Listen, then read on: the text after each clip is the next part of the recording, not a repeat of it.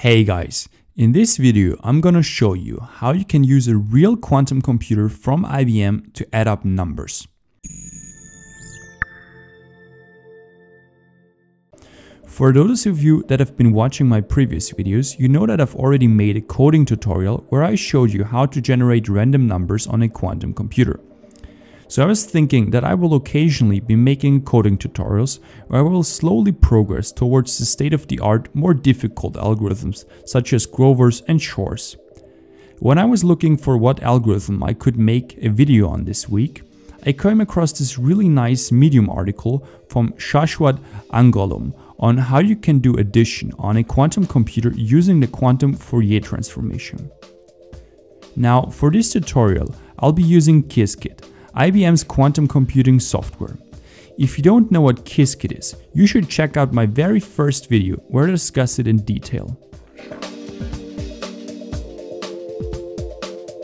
Alright guys, so let's start off at the Jupyter notebook and let's start importing some stuff that we need for our program. Okay, so once we've imported everything that we need, let's discuss what we actually want to do. So basically what we want to do is we want to add up two numbers. So let's say we have a number A, let's say it's 1, and then we have a number B, let's say that number is 2. And so now what we want to do is we want to calculate A plus B, right? So that's 3. And so this has been calculated on our CPU, on our classical CPU.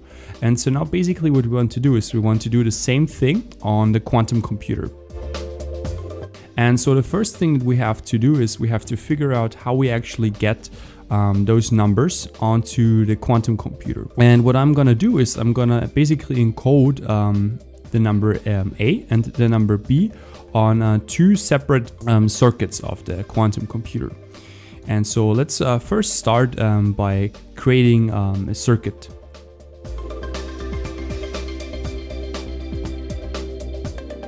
Alright, so this is what our quantum circuit looks like. So we have here 6 qubits, so qubit A0, qubit A1, qubit A2, and the same with B. And then we have here a register called C, which is where we will write our result to. So once the quantum computer has calculated everything, it will put it to C. So now basically what we need to do is we need to encode this number A and B onto the qubits of the quantum computer. And that is actually pretty simple. You should recall that basically those numbers, they can be translated into binary numbers, which then looks like this. So here you can see what this thing here does. So basically our number A, which is 1, in binary it would be represented as 0, 0, 1. And our number B in binary would be 0, 1, 0. And so you can basically put here any number you want. 5 would be, for example, this here. And so this is basically how we can translate our numbers here into a 3-digit long binary number. And so basically what we now need to do is we need to encode this binary here into the quantum computer. And so on the quantum computer, every qubit initially starts off in the state 0. So basically all we have to do is we have to flip the right qubits, and then if we read it out, we will see that basically we can easily encode the binary number. And the flipping of the qubit is done with the so-called X gate. So I will just show you what I mean.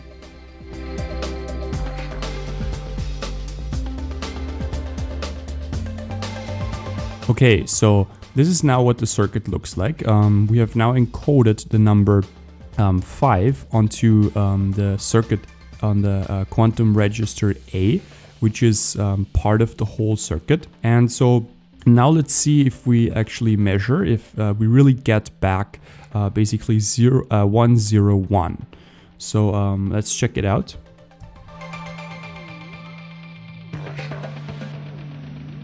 And so now I've run this little program on a simulator of a quantum computer.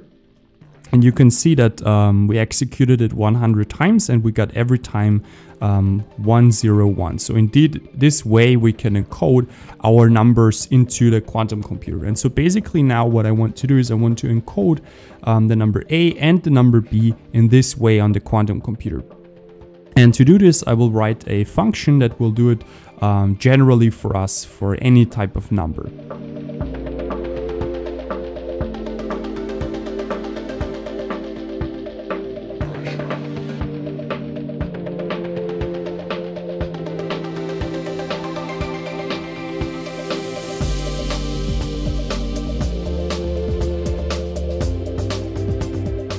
Alright, so this is the function, set input state. So it takes a number A and it takes a number B. Then it makes a binary out of it, like I showed you above. Then it creates our quantum circuit. Then it makes a binary out of the two input numbers. And then basically we just flip the qubit on the position where we have a 1 in this binary number. And this is done with this so-called Pauli X gate. This just flips the qubit from one state to the other. So from 0 to 1 or from 1 to 0. And then we just return everything. And so now basically here I run it with two input numbers with 1 and 3. And then I measure, then I draw here the circuit. This is what it is. And I'm just measuring basically now the number B, the second number. And we can see here the result. It is indeed 3 in binary. This here is the digit for 2. This is the digit for 1. And 2 plus 1 gives 3. So this is indeed the number 3. Okay, so now the point is the following. Basically, let's just get rid here of the measurements. So now here I would like to do something where I add up now the numbers that are encoded on the quantum computer. And then at the end, I will measure. And then I want to get the result here. And so to understand what this something that we have to put here is, we have to first understand the Fourier transformation. Now, to properly explain the Fourier transformation, it would take me an entire video on its own, or maybe even more. I highly recommend you to either watch 3 Blue 1 Brown's or Lazo's OS video about it, both linked in the description. But from a high level perspective, imagine you're given some sound wave and you want to know which frequencies make up that sound wave. The operation that lets you figure that out is the Fourier transformation. It allows you to go from real space into frequency space. Now, why do we care about that? Well, there's a very neat property called linearity, which tells us that the sum of the Fourier transforms of two signals is the same as the Fourier transform of the sum of the signals. And it turns out that doing sums in frequency space is a lot easier than in real space. Now, there's also a quantum version of the Fourier transformation, which is very well explained in the Qiskit documentation and where the quantum circuit that does the job is actually derived. Luckily, we don't have to code a quantum Fourier transformation ourselves. We can simply import it and use it as a black box function. Okay, and so now that we've imported the quantum Fourier transformation, called QFT here, we're just gonna put it onto the first number, onto number A, and we're gonna transform this number into the Fourier space, which is gonna make adding up the numbers a lot easier, as you will see.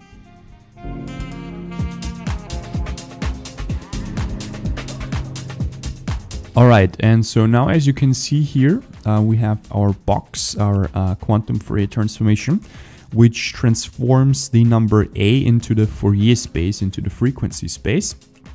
And so I've done this with this append method here.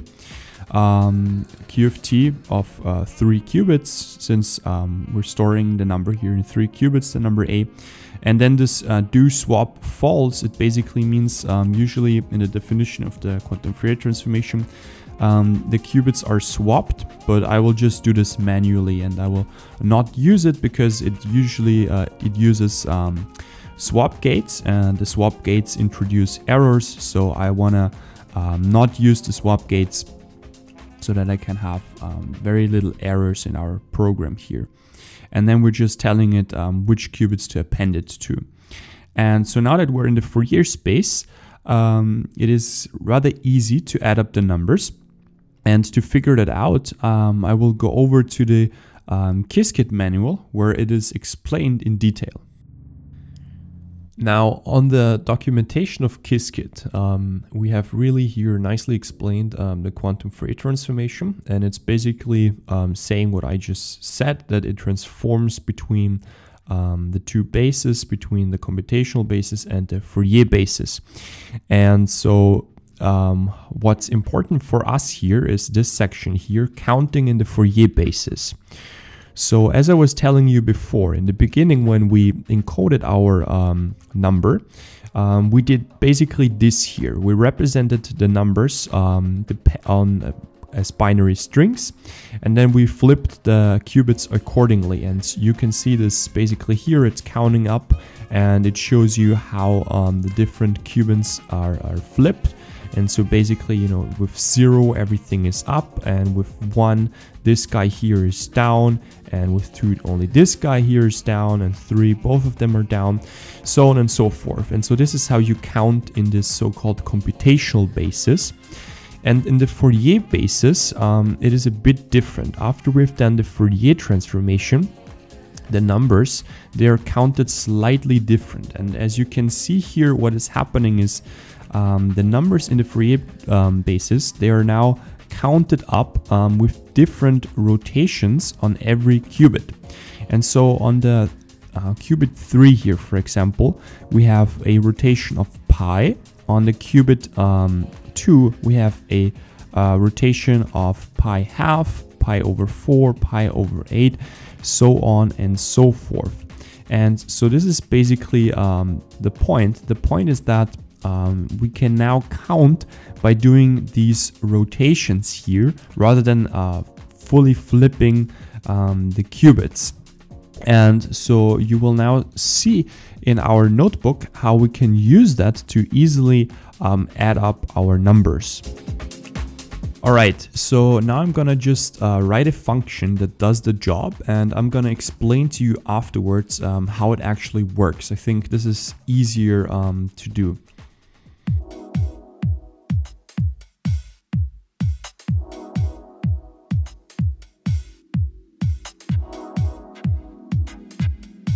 All right, so this is our function, and now I'm just gonna put it there, and then I will explain to you what it does.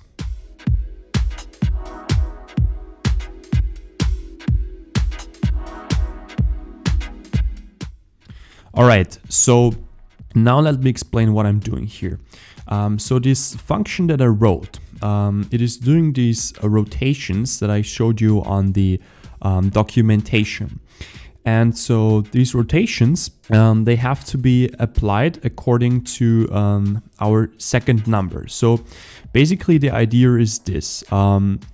If we have a 1 here, so let's say on our number B, yeah, we have here an X gate, so it means the qubit was flipped, and we have a 1 here. Then you can see we have this connecting line here, which is a control. Control means that if the qubit here is 1, then there will be a rotation of pi over 4 on this qubit of A. So then we're counting up here, we're adding up, and we're counting up here on this qubit. And so basically what this function does, it does all the different combinations, and whenever it finds a 1 on the B subcircuit, then it will count up the according qubits on the A subcircuit. And so this here does the addition in the Fourier space. And so the only thing that is left for us to do is to now go back into the real space. So we just need to do an inverse of this quantum Fourier transformation. And then we will just get our result, and we have added up our numbers.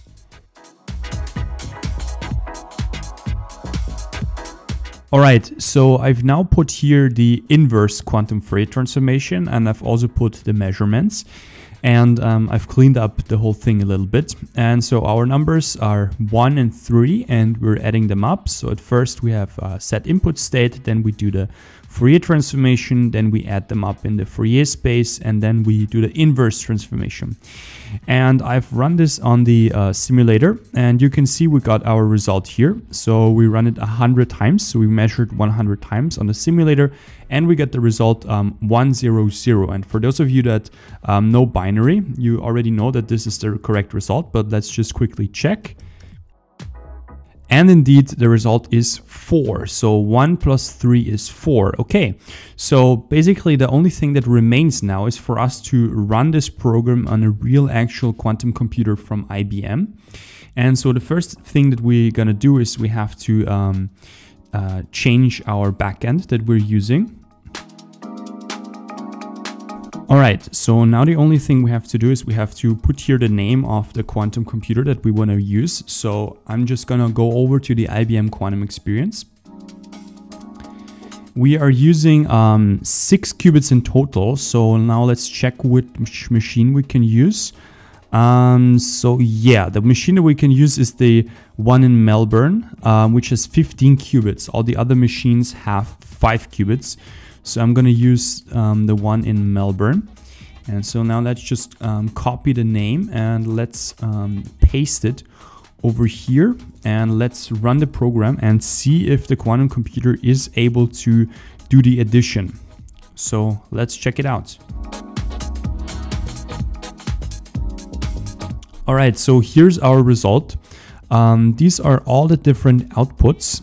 And we measured 100 times, and those are the probabilities of all of those different outputs.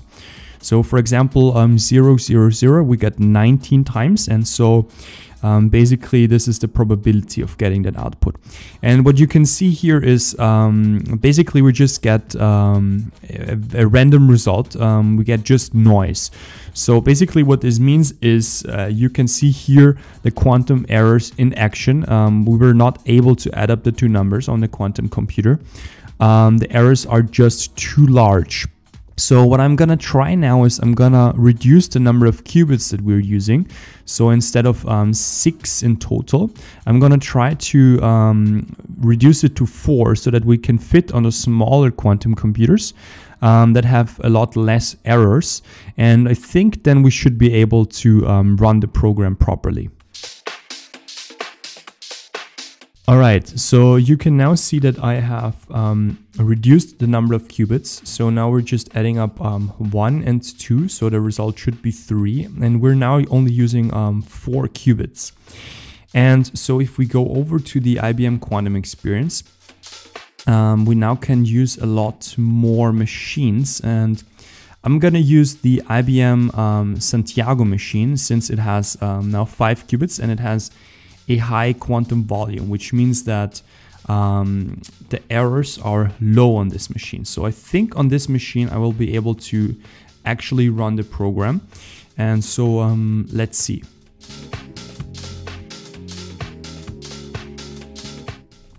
Okay, so now the program is in the queue. If you have a look at the IBM Quantum Experience and we refresh the page, now I see that we have here a job in the queue. So now let's check it out. Okay, so this is our job. You can see it's now in the queue and it's expected to run in 3 minutes. So let's just wait and let's see if we get a good result. All right, so we got our result. You can see we were stuck in the queue for 1 minute and 1.5 minutes, and then the runtime was 9.8 seconds.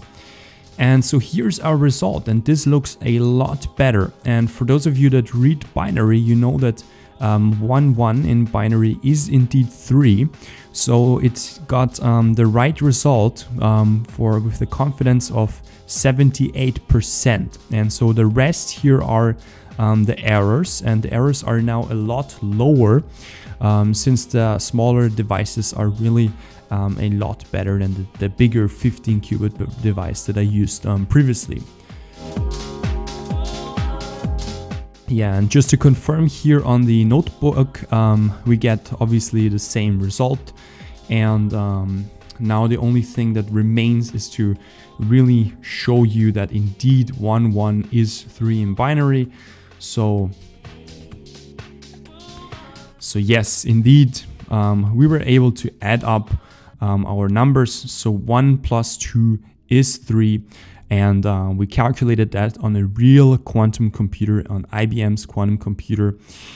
And so yeah, guys, you just saw how you can add up numbers on a quantum computer. Obviously, this makes absolutely no sense to do on a quantum computer. I think you kind of saw how early we are with this technology, and that really you're not able to do a lot of things with the current quantum computers.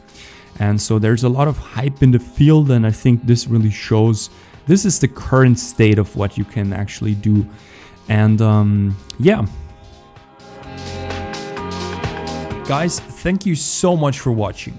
I hope you enjoyed this video, which was a bit longer and more technical than usual. Let me know in the comments if you want me to make more videos like this. And please give the video a like and subscribe for more quantum computing content.